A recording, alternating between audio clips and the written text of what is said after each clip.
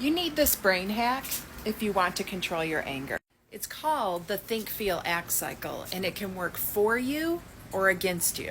I'm Heather, and I help mothers worry less and create more connection with their child who's struggling with addiction. Healing can start today. You do not have to wait for recovery. Follow me to learn more. Let me start by explaining the Think, Feel, Act cycle. So you have a circumstance in your life, like your child struggling with substance use, and you have a thought about that circumstance. That thought is what releases the chemicals that you experience in your body as a feeling. So your thoughts create your feeling. Your feelings drive your actions.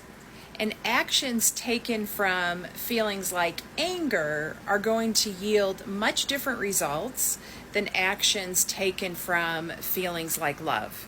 So here's an example. If your child yells at you, the exact words, not your interpretation of the words, but the exact words that they said to you are the circumstance.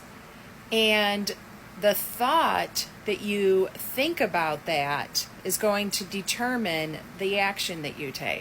So if you think my child doesn't respect me, and that creates the feeling of anger, and you don't pause to be intentional about what you're thinking and feeling, and you take action from anger, you might yell back at them or call them names or maybe even kick them out. Then later you regret that behavior and your think, feel, act cycle worked against you and yielded even more painful results. Your anger is a legitimate response to what happened. I'm not saying that it's not, but what's important here is that you stop and pause and take time to process that anger and then decide how you want to move forward intentionally. So you could choose to take action about your child yelling at you from the emotion of respect. And you want to choose a thought that is going to make you feel respectful. So you might think something like, I want to be an example of treating others with respect and respecting myself. The action that you would take from the feeling of respect is to set a firm, loving boundary. Something like, if you yell at me, then I will ask you to leave. And if you don't leave, then I will leave the room or I will leave the house. Now, this should be part of a bigger conversation, but I'm just keeping it really simple for this video.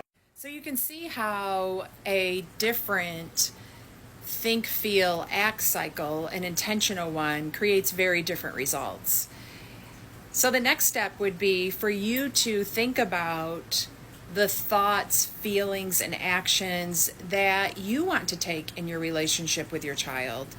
Write them down and start practicing them. And make sure that you save this video so you can keep watching it as many times as you need to until you understand how your think, feel, act cycle works and how you can put it to use for you.